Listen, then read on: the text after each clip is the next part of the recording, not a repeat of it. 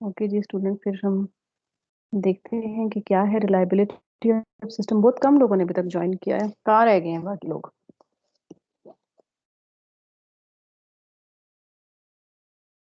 बाकी स्टूडेंट्स कहाँ रह गए हैं? वे क्लास कोई चल रही है? इससे पीछे क्लास थी ना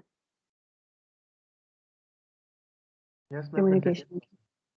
हाँ, कम्युनिकेशन की तो क्लास थी। चलें, अब ये लास्ट ही क्लास है ना फ्राइडे की। नहीं मैम, इसके बाद एक और है।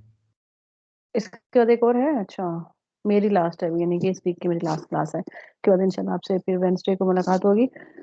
ओके जी, रिलायबिलिटी ऑफ सिस्टम्स हम कर रहे थे। रिलायबिलिटी ऑफ द सिस्टम्स ये जो है बेसिकली एप्लीकेशन ऑफ प्रोबेबिलिटी में ही आता है। और रिलायबिलिटी ऑफ सिस्टम क्या है? The probability of the system to work or the probability of the system to perform certain tasks। कितने हम उस पर रिलाई कर सकते हैं, क्या पॉसिबिलिटी है सिस्टम की कि वो वर्क करे। और मैंने ये बताया था कि the reliability of the system depends on two factors, the reliability of its components obviously and the ways in which the components are connected. दो चीजों पे कर सकती है अपने कंपोनेंट्स पे तो करेगी ही, लेकिन किस तरह से कंपोनेंट्स को कनेक्ट किया गया है उस पे भी डिपेंड करती है। So there are two ways to connect the components of a system, connected in parallel and connected in series.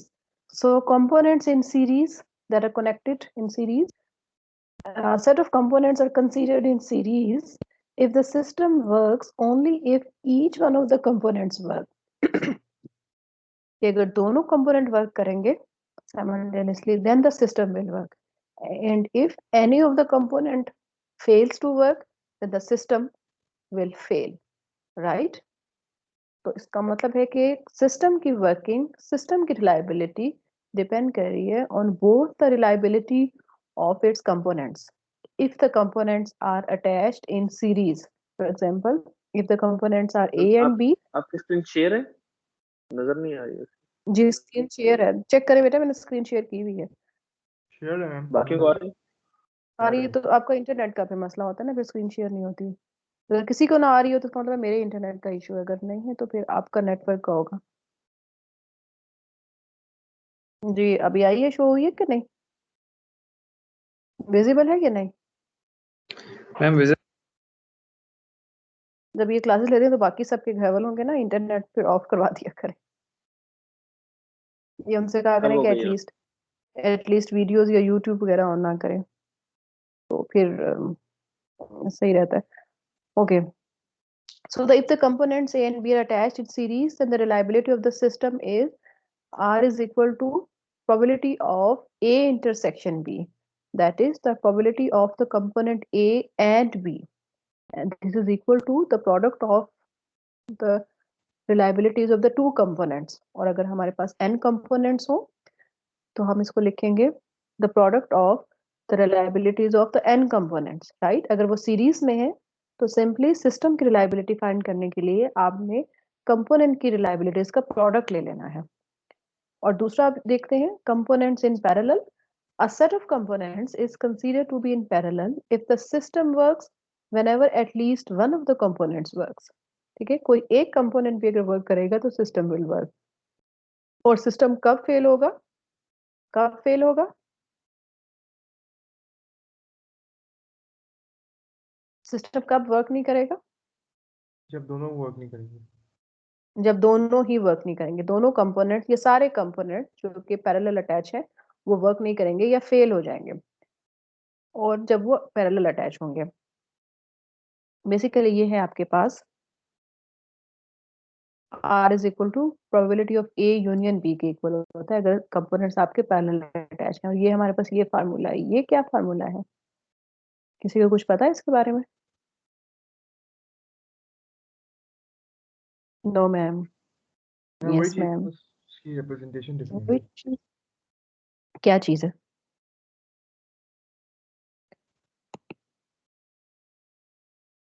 A union की रिप्रेजेंटेशन बेसिकली हमारे पास ये है, एडिशन लॉ हमारे पास है A union B which is equal to probability of A plus probability of B minus probability of A intersection B. और addition law को अगर मैं लिखूं, इसकी फिगर बनाऊं वेन डायग्राम, तो मेरे पास ये कुछ इस तरह की फिगर बनेगी।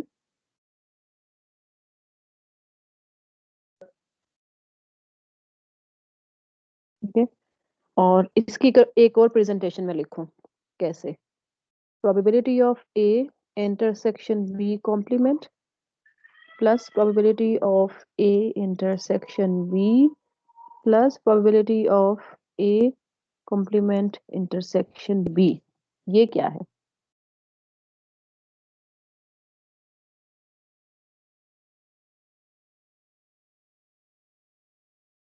किसी को समझ आ रही है ये क्या लिखा हुआ है? Yes ma'am. ये आपके पास 3 म्यूचुअली एक्सक्लूसिव इवेंट्स आ गए हैं से कि ये ए बी को पार्ट निकाल दिया है, सिर्फ आपके पास ये पार्ट आ लेना है। और दूसरा है ए इंटरसेक्शन बी, ये पार्ट, और इसके बाद है ये आपके पास इवेंट या ये सेट जिसमें से ये आपने ये इंटरसेक्शन वाला पार्ट निकाल दिया है। तो ये कुछ इस तरह से बनेगी फिगर, ये है, और ये कुछ इस तरह से आप समझ लें, थोड़ा सा छोटा हो, ये चीज बन रही है। तो इसको हम एक प्रेजेंटेशन तो इसकी ये होगी, एक मेथड ये हो गया लिखने का, और एक मेथड और भी है। वो दूसरा मेथड कौन सा होगा? ये आपके पास कौन सा पार्ट है, ये वाला A union B complement. A union B complement. और इसको हम कैसे लिखते हैं? A complement, De Morgan's law apply किया, A complement intersection B complement. So this dotted line part is area is basically a complement intersection b complement। अब मुझे चाहिए प्रोबेबिलिटी ए यूनियन बी की। ठीक है, ए यूनियन बी की probability क्या होगी? The probability of complement of this, यही होगी ना, ए यूनियन बी, ये अंदर जो आ रहा पार्ट। तो मेरे पास जो प्रोबेबिलिटी होगी ए यूनियन बी की, वो ए इंटरसेक्शन बी ये होगी ना, इसका कॉम्प्लीमेंट की प्रोबेबिलिटी।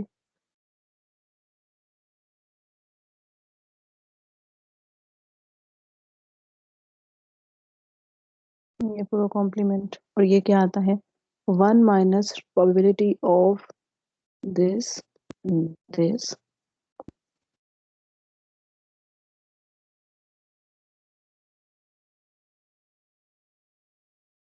इसको हम यूं भी लिख सकते हैं,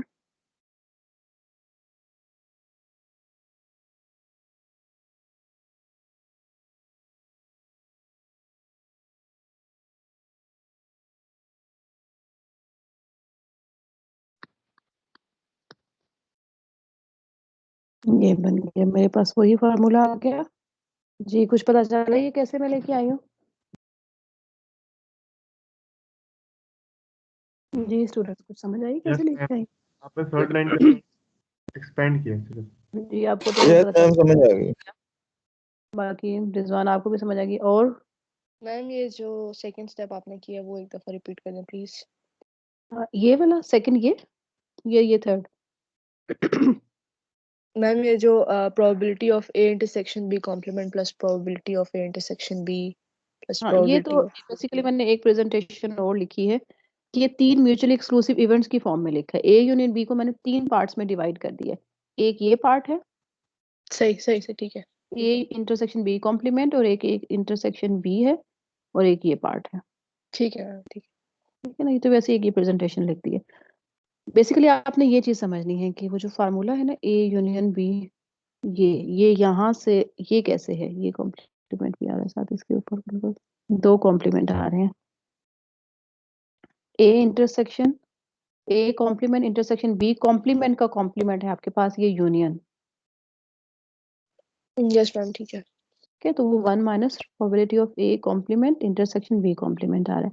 क्योंकि दोनों इवेंट्स अगर हमें पता है कि इंडिपेंडेंट है, तो इनके प्रोडक्ट के इक्वल आ जाएगा इनकी प्रोबेबिलिटीज, और ये बेसिकली इसके इक्वल होता है। तो ये फार्मूला, अब ये मैंने इतना कॉम्प्लिकेटेड और इतना लंबा चौड़ा करके क्यों लेके आई हूँ? बेहतर नहीं था कि यूनियन के लिए हम यही, तो हम ये क्यों,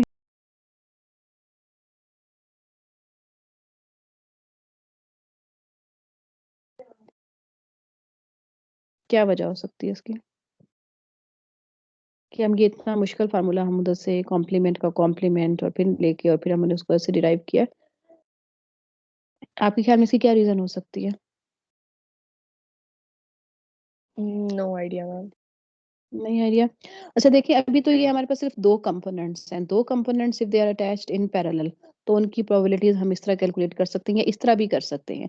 लेकिन अगर हमारे पास 3 कंपोनेंट्स हो जाएं, लेट्स सी, तो ये फार्मूला और बढ़ जाएगा, जिसमें probability of C minus probability of B intersection C minus probability of A intersection C plus probability of A intersection B intersection C. तो वो फार्मूला कितना लंबा हो गया। अगर मेरे पास 4 कंपोनेंट्स हो जाएं, 5 हो जाएं, तो ये फार्मूला और ज्यादा लंबा हो जाएगा, ये पार्ट भी बहुत लंबा हो। तो उसकी बजाय अगर मैं ये यूज करूं तो ये ज्यादा आसान है ये फार्मूला।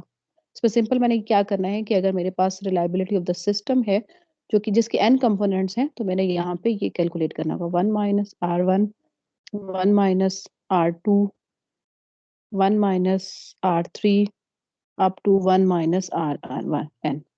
जबकि अगर ये देखें तो ये आपका ये बहुत ही कॉम्प्लिकेटेड हो जाएगा। तो ये फार्मूला फिर कॉम्प्लिकेशन से बचने के लिए अब हम इसमें ये यूज कर रहे हैं A intersection B this formula, ताकि अगर आपके पास 2 से ज्यादा कंपोनेंट्स हों तो कॉम्प्लिकेशंस के लिए आप एक सिंपल फार्मूला आपने डिराइव कर लिया, उसको आसानी के साथ आप कैटर कर सकें। तो यही चीज इसमें बतानी थी, और वो ये है कि if a system consists of n components with independent reliabilities r is equal to R1 R2 Rn, reliability ये नहीं होगा, placed in parallel, then overall system reliability is this। ठीक है, ये R is equal to नहीं आना चाहिए, मैं ठीक कर लेती हूँ इसको। तो सिस्टम की रिलायबिलिटी आपके पास ये जो हमने 2 के लिए फार्मूला डिराइव किया है, तो वो हम n के लिए लिख सकते हैं। ठीक है, अगर फार्मूला समझ आ गया तो फिर आगे चलें क्वेश्चंस की तरफ। ये किसी ने कुछ पूछना है? जो मैम आगे समझ चलें। आ गई है। समझ आ गई। चलें जी, ये क्वेश्चन 1 है। Calculate the reliability of the system shown in the diagram. Reliability calculate करनी है हमें, और आपके पास 9 कंपोनेंट्स हैं, कुछ सीरीज में हैं, कुछ पैरेलल हैं। तो ऐसे ओवरऑल हम सिस्टम की रिलायबिलिटी कैलकुलेट करेंगे।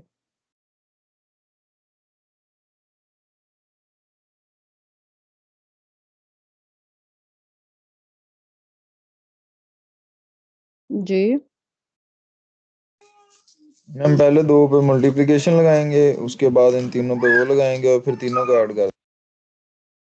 अच्छा, तो पहले किस पे लगाएं? स्टेप 1 क्या होगा?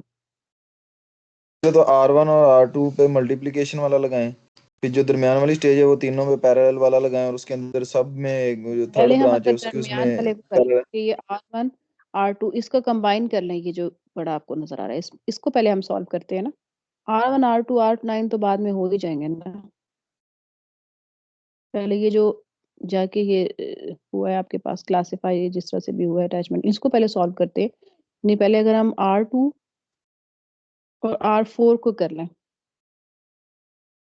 ठीक है, और इसको हम कहते हैं R10। तो R10 reliability of the system, सब सिस्टम कह लें, ये अगर एक कंपोनेंट से रिप्लेस कर दिया अगर हमने इसको R10 से, तो इसकी ये चूंकि ये सीरीज में अटैच है तो इसकी रिलायबिलिटी होगी the product of the reliabilities of its component, that is R3 and R4। तो ये क्या आ रहा है 0.96 तो 0.90। जी ये क्या आ रहा है? हम 0.864 0.864। अब स्टेप 2 क्या होगा? ये स्टेप जो 2 का थर्ड ब्रांच है ना इसकी, उसके अंदर पैरेलल वाले को पहले सॉल्व कर लें, सबसे नीचे वाली जो ब्रांच है। सबसे नीचे वाले ये है हमारे पास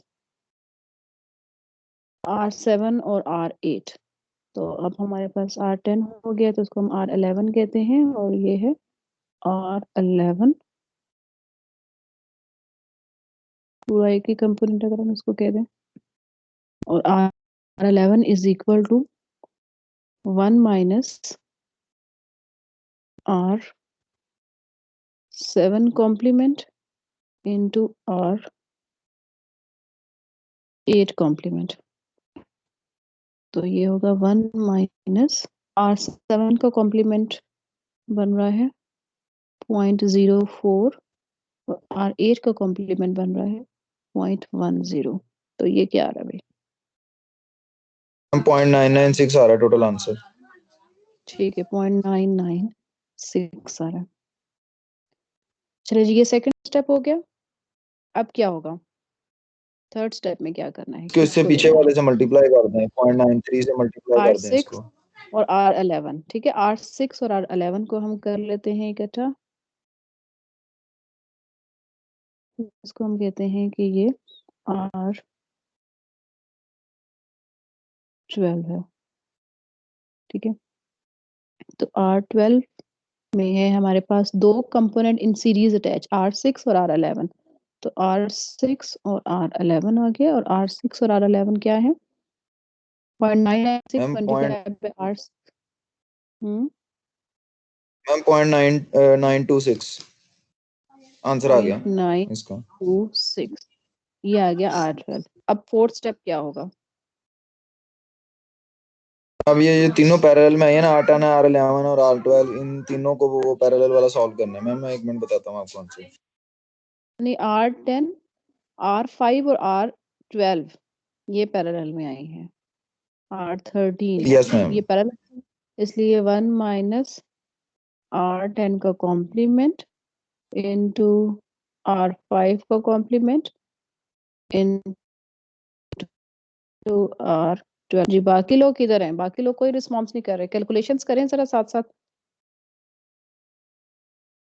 R10, R5, R12 इनके कॉम्प्लीमेंट्स लेके आपने करना है।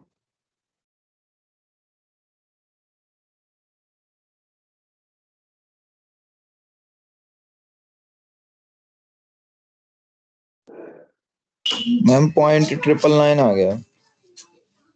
ठीक है, 0.999 आ गया। उसके बाद ये हमारा R13 क्या बन गया? ये इसका सारा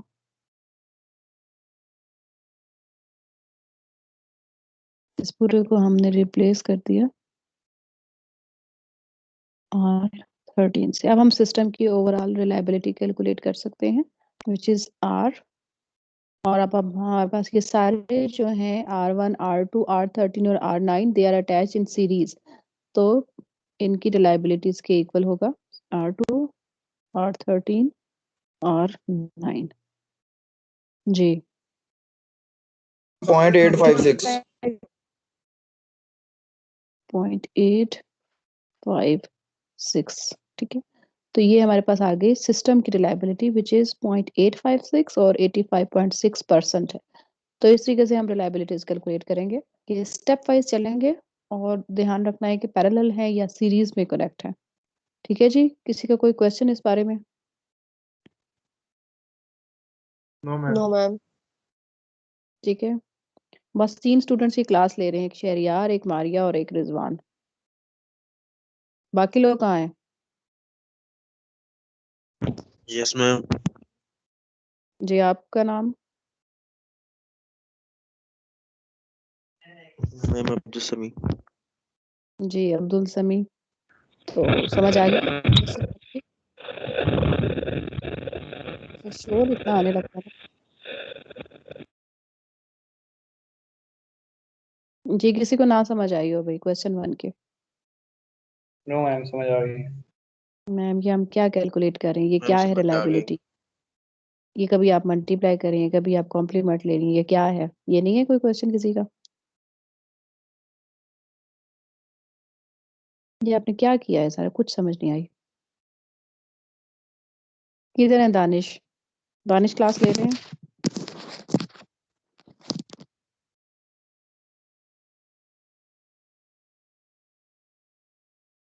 दानिश नहीं है इधर? चलें, मैं भी चेक करती हूँ दानिश को भी। चले जी, क्वेश्चन 2 पे मूव करते हैं। कोई क्वेश्चन को रीड करे अगर। सीआर कहाँ है आपके? हुजैमा? Yes ma'am. जी, Huzaima, can you please read the question 2? Yes, sure. Suppose an electrical system given in the figure below. The probability of each component is shown in figure. What is the probability that 1. The entire system works, 2. The component B does not work, given that the entire system works. 3. The component D does not work and the entire system works. Okay, thank you very much. So we start with the first part, and we have the system whose figure is given. Slide आगे नहीं जा रही। आगे नहीं जा रही, question 2 नहीं show हुआ आपको? मैम क्वेश्चन 2 शो है। हाँ अभी हो गया show। हो गया ना? हाँ, थोड़ा सा ना इंटरनेट, मैंने यही कहा है कि इंटरनेट गड़बड़ होंगे ना, उनसे क्या करेंगे कि इस टाइम पे कोई भी वीडियोस ना देखे, यूट्यूब ना देखे, तो वो फिर क्योंकि ये इंडिविजुअल फिर नेटवर्किंग का मसला आ जाता है ना, अगर किसी को नजर ना आ रही है तो इसका मतलब है कि मेरे एंड से प्रॉब्लम है। तो थोड़ा सा ये जरा उनसे कहें कि वो सेक्रीफाइस करें आपके लिए, फिर क्योंकि अब हम पाकिस्तान में रह रहे हैं, अब ये इस तरह के मसाइल तो होंगे।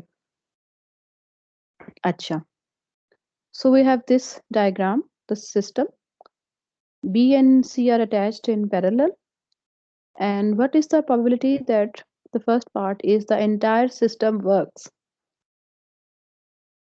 कब work करेगा entire system?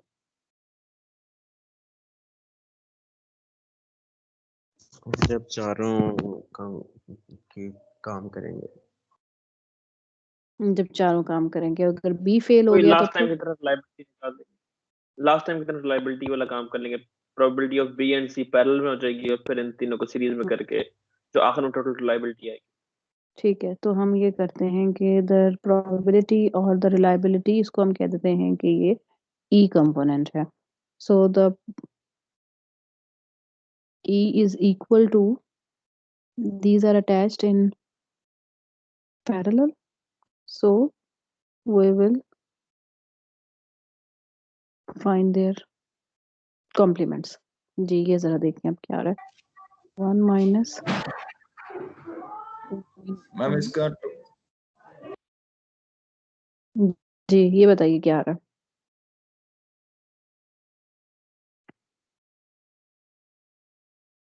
Ma'am 0.2। Ma'am check total करें आंसर 0, इसका आ रहा है 0.02। देख लें एक दफा 0.02 किस तरह आ रहा है। मैम 0.98 आ रहा है। 0.98 है मैम। 0.98 है, 1 में से माइनस भी करना था ना। ओके, ये तो E की आ गई। अब सिस्टम की प्रोबेबिलिटी क्या है? S denotes for the system and it is equal to the product of the probabilities of, since the components are attached parallel, this ma'am 0.4116 answer आ रहा है।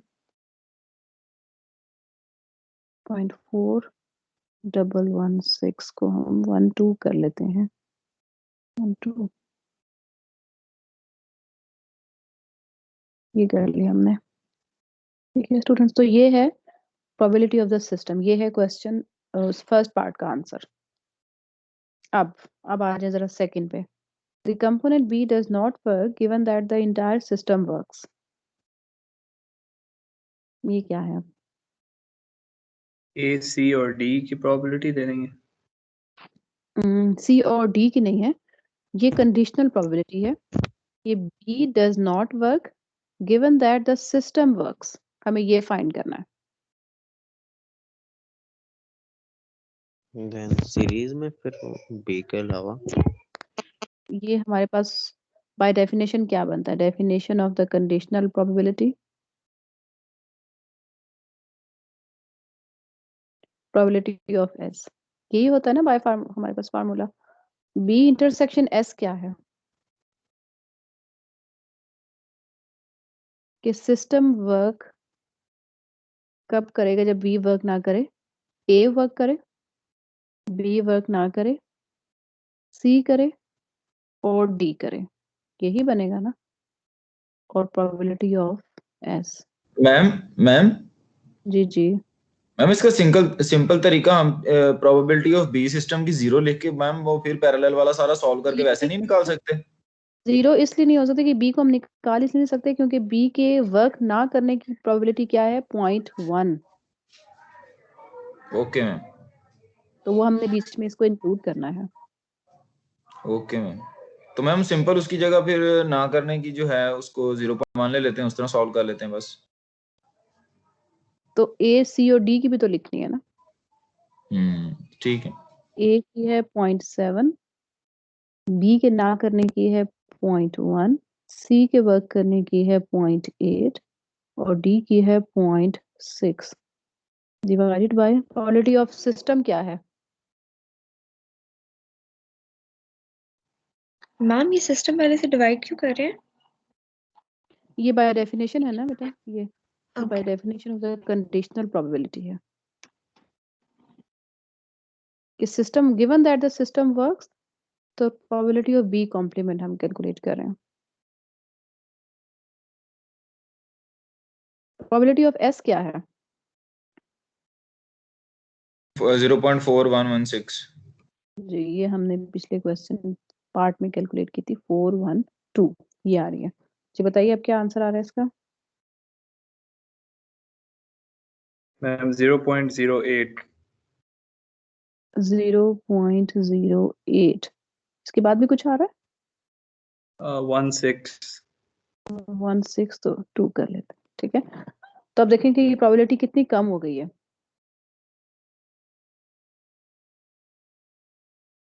कितनी बन रही है ये? 8.2% बन रही है।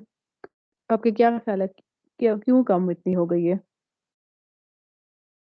पहले ये प्रोबेबिलिटी थी सिस्टम के वर्क करने 41%, और यूनिट के कंपोनेंट बी वर्क ना करे तो सिस्टम की प्रोबेबिलिटी बहुत कम हो गई है, यानी सी के ऊपर अगर वो डिपेंड करे, ए, सी और डी पे।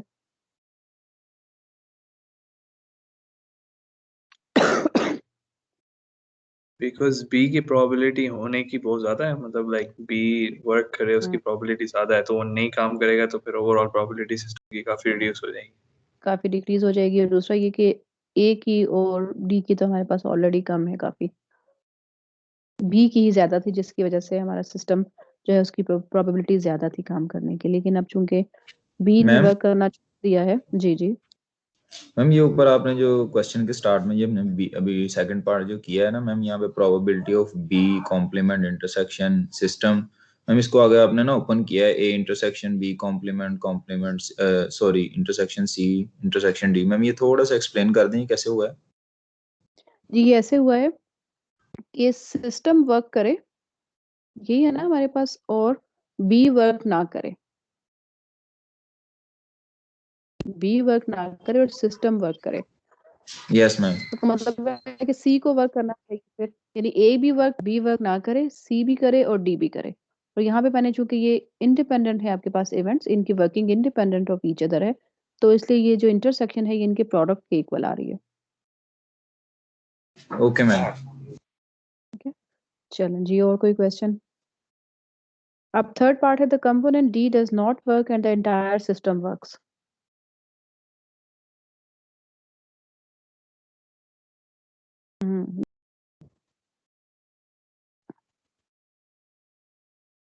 कंपोनेंट डी वर्क ना करे और एंटायर सिस्टम वर्क करे, क्या ऐसा Zero. पॉसिबल है? ये तो जीरो, हो नहीं सकता। ये नहीं हो सकता क्योंकि डी का काम करना जरूरी है। So this probability is 0। Okay,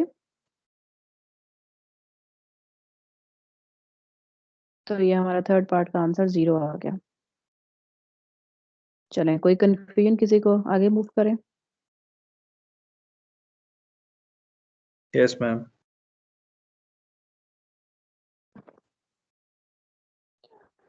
Question 3.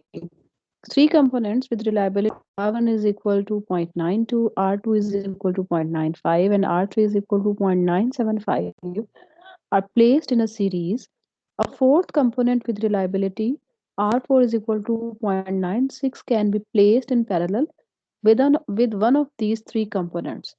How should the fourth component be placed in order to maximize the overall system reliability? Yes. That is, we have three components and three components are placed in series. They are connected in series. And we have to attach a fourth component with this given probability, जो कि हमने parallel attach करना है. That should be placed parallel with these three components. तो किस component के साथ हम इसको place करें so that the system has reliability of the system is maximum. R1 के साथ। R1 के साथ R4 should be placed to R1. तो what about R3? पैरेलल में लगा दें। पैरेलल लगाना तो उसके और पैरेलल ही उसके है, लेकिन क्वेश्चन ये है कि किस कंपोनेंट के साथ अटैच करें। R1 ये की गिवन है रिलायबिलिटी किसको ऑलरेडी करें? कम है। R1 की हाँ, तो रिलायबिलिटी R3 ऑलरेडी कम है, so like weakest link in the chain वही आ जाएगा। उसके साथ लगाएंगे तो हमारे पास ओवरऑल प्रोबेबिलिटी खुद बहुत मैक्सिमम इंक्रीज आ जाएगी। ठीक है, R3 के साथ नहीं लगाएंगे। बाकी लोगों का क्या ख्याल है? R3 के साथ लगाएंगे। R3 R3 के साथ लगाएंगे। हुजैमा आप कह रहे हैं R3 के साथ लगाएंगे, शहरियार कह रहे हैं R1 के साथ लगाएंगे। आप लोग खुद जरा सेटलमेंट कर लें आपस R3 में। के साथ लगा दें। मैम क्योंकि उसने कहा है कि ओवरऑल सिस्टम रिलायबिलिटी इंक्रीज करनी है। हाँ, हाँ मैक्सिमाइज तो करना है। R3 के साथ लगाएंगे तो इतना चेंज नहीं आएगा। मैक्सिमम बिट हो तो उस पाथ से 1 हो जाएगा, पीछे की तरफ से ज्यादा कम आ रहा होगा ना। अगर R1 के क्रॉस लगाएंगे तो हमें R1 और R4 की पैरेलल में लग के उसकी प्रोबेबिलिटी इंक्रीज हो जाएगी, रिलायबिलिटी ठीक, इंक्रीज हो जाएगी। तो खुजैमा आप जरा अपने Agreed. आगे ठीक के लिए कुछ सपोर्ट के लिए कुछ बताएं। है। आप नहीं मान ठीक गए? है, सही है। मैम हाँ सही। बेसिकली 1 से जब हम माइनस करेंगे ना उससे, तो ज़्यादा हम कम चेंज चाहते हैं। कम चेंज होगा तो 1 से हम ज़्यादा हमारे पास इंटीजर हमारे पास डिजिट बड़ा होगा, तो उससे हमें मल्टीप्लिकेशन करेंगे तो हमारा ज़्यादा मैक्सिमाइज हो जाएगा हमारे अच्छा, मल्टीप्लिकेशन। आप उस तरह से बता रहे हैं मैथमेटिकली। और कोई और ऑप्शन कोई चूज करना चाहे R1 R3 के अलावा, तो अभी तक कौन सा ऑप्शन चूज हुआ है? अभी कौन लोग जो है मैं कह रहे हैं R1 के साथ कह रहे हैं या R3 के साथ कह रहे हैं?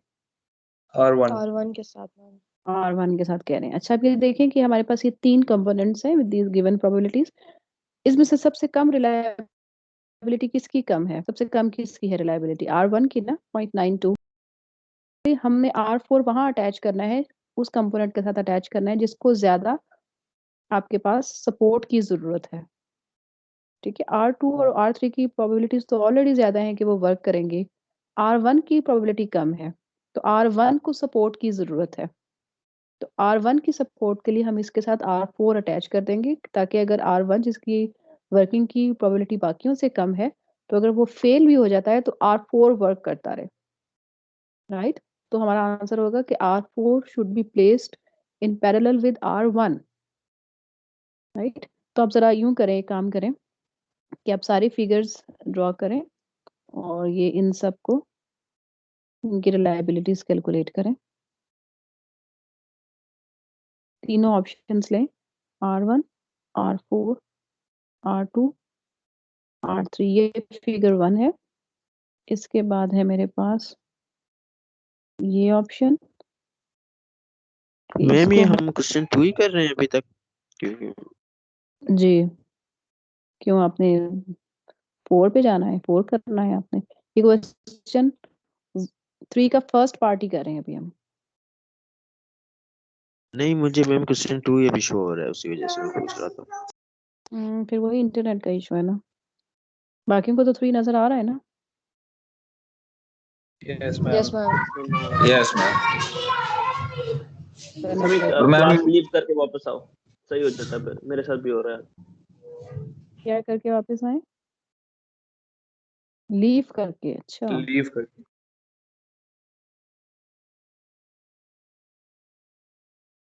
जी ये तीनों फिगर्स की रिलायबिलिटी जरा कैलकुलेट करें। ये चारों पहले की सीरीज आ में रही है हो सकते हैं। 0.923 0.923। मैम एंड वाले की आ रही है 0.873 0.873। और मैम दरमियान वाले की बताता हूँ, 1 मिनट।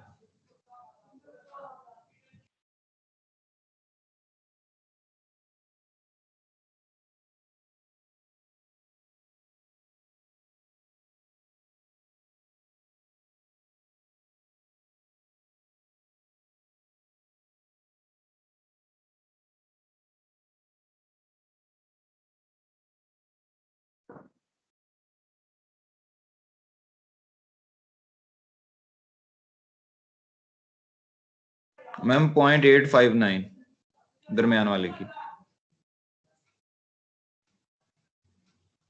ठीक है, और ये हमने इसको कंफर्म भी कर लिया कि फिगर 1 में हमारे पास अगर हम इसको R1 के साथ अटैच करें पैरेलल, तो फिर हमारे पास रिलायबिलिटी सबसे ज्यादा होगी। मैम सेकंड में R2 के साथ R4 नहीं होना था पैरेलल? वो हमने, हाँ ये मैंने गलत लिखा, ये ठीक कर लें।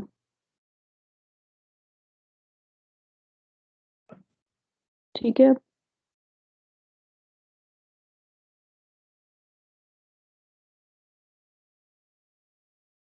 चलो जी सेकंड पार्ट है, does your answer to part 1 change if the value of R4 change? Ma'am अगर तो हम बिल्कुल चेंज होगा। yes or no? आप कह रहे हैं yes, कितने लोग yes कह रहे हैं कि वैल्यू आंसर चेंज होगा पार्ट 1 का? Yes. मैम yes, तरतीब यही रहेगी, चेंज होने की तरतीब यही रहेगी, लेकिन चेंज yes होगा। or no? Yes or no? If you say yes, raise your hands. अगर आपका आंसर, सबका आंसर yes में है, जो yes कह रहे हैं वो अपना हैंड रेज करें, जरा मैं देखूं कौन कौन कर रहा है।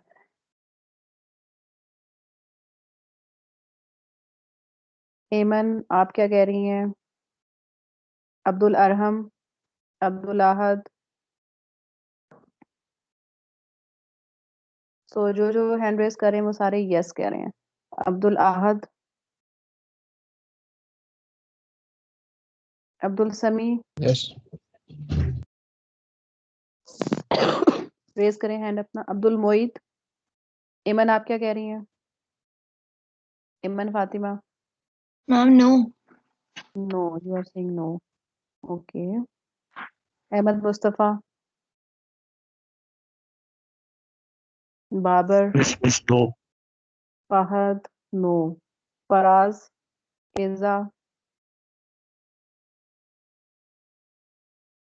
हाशिर, शर्जील, जीशान, ये कहाँ है? Safiullah, Safiullah, can you hear me? Mic अपना अनम्यूट करें, मेरी आवाज आएगी।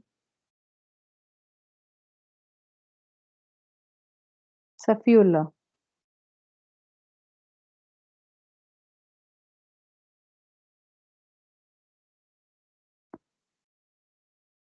अहमद आप क्या कह रहे हैं? अहमद अल जिलानी, यू से यस और नो?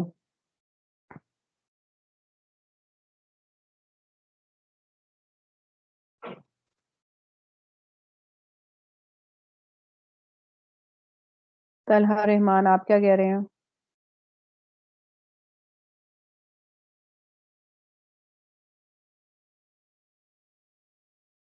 जी ये क्या वजह, ये बोल नहीं रही है, इनको आवाज नहीं आ रही मेरी। तलहा रहमान,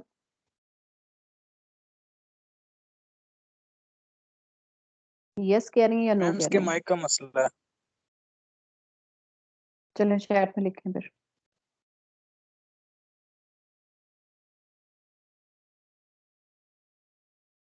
चैट में मेंशन करें।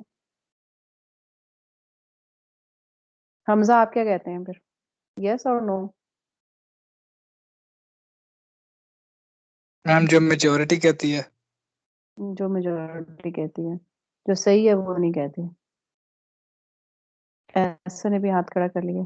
22 पीपल है, मेजोरिटी फिर यही कह रही है, मुझे भी बीच में शामिल कर लें। मैम जी मैम एक और इफेक्ट आ रहा है थोड़ा सा। क्या आ रहा है? मैम अगर आप क्या वैल्यू, मैम अगर आप रिलायबिलिटी जो R4 की वैल्यू है ना, वो कम करते हैं 0.96 से 0.95 कर देते हैं, तो मैम पहले की रिलायबिलिटी जो पहला सिस्टम है ना, अगर पहली अरेंजमेंट देखें तो उसकी वैल्यू भी कम होती है, और लास्ट वाली अरेंजमेंट देखें उसकी वैल्यू भी कम होती है, लेकिन अगर दरमियान वाली अरेंजमेंट करें तो फिर वैल्यू मैक्सिमाइज हो जाती है कम करने से। नहीं नहीं, ये आपने कैलकुलेशंस गलत किए होंगे। सबकी कम रिलायबिलिटी होगी। पैरेलल में डालने से हमेशा जो नए पार्ट होगा उसकी ज्यादा ही होगी, तो फर्क नहीं पड़ता। नो है, इसका आंसर नो है। चलो ठीक है मैम। नहीं चले ठीक है, कैसे नो आंसर है इसका, यस नहीं है। मैम ये कैसे हो सकता है, यही समझ हो नहीं गया आ है रहा। बस। ये ठीक मेजोरिटी क्या करके कह देखो रही पता चल है? जाएगा। नो। ठीक है मैम, करके देख लेंगे फिर। नहीं, नो किसने कहा था मुझे?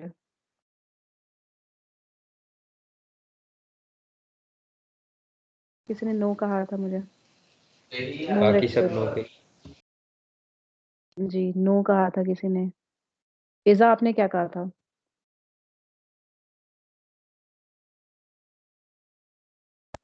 Ma'am no. नो, चलो एक्सप्लेन करें कैसे नो। मैम क्योंकि सबसे कम रिलायबिलिटी तो R1 की है ना, तो उसी के साथ हम लोग को सपोर्ट अटैच करनी होगी, फिर चाहे जो न्यू वैल्यू उसकी जो भी वैल्यू आएगी R4 की। ठीक है, ओके गुड। ठीक है, तो उन्होंने बिल्कुल ठीक कहा। बेसिकली हमारा जो फर्स्ट पार्ट था उसका आंसर क्या था, how should the fourth component be placed. R4 को हम किस कंपोनेंट के साथ प्लेस्ड करेंगे, हम R1 के साथ प्लेस्ड करेंगे ना। उसमें हमारा आंसर रिलायबिलिटी थोड़ी था कैलकुलेट, हमारा आंसर था कि हम उसको R1 के साथ अटैच करेंगे। तो अगर हम R4 की वैल्यू को चेंज करते हैं तो फिर भी हमें उसको R1 के साथ ही अटैच करना होगा। ठीक है, तो आंसर हमारा चेंज नहीं होगा। आंसर यानी कि आंसर ये है कि उसको R1 के साथ ही हम अटैच करेंगे। So R4 should be place to R1, उसकी वैल्यू कम हो या ज्यादा हो, बेसिकली R1 के साथ ही उसको अटैच करेंगे। तो ये आंसर है मैम आपका। कहने का मतलब ये है कि R4 की वैल्यू जितनी मर्जी हम चेंज कर लें तो R1 के साथ ही हम उसको अटैच करेंगे तो और मैक्सिमम स्टेबिलिटी की तरफ जाएगा, राइट? मैक्सिमल रिलायबिलिटी देगा, बिल्कुल यही है, हमने यही सही। पूछा था। और आप लोग ये कैलकुलेट कर रहे थे रिलायबिलिटीज, हमारा वो आंसर रिलायबिलिटीज नहीं था। इसकी वैल्यू बेशक 0.01 भी हो जाए, अटैच इसको हम R1 के साथ ही करेंगे to get the maximum reliability of the system. क्योंकि इसको हम अटैच R1 के साथ इसलिए करें कि R1 की वैल्यू को R1 को सपोर्ट की जरूरत है, उसकी वैल्यू सबसे कम है। ठीक है, तो answer to the part does not change whether the value of R4 changes. Okay, तो ये हमारा काम था इसमें और यही हमने किया।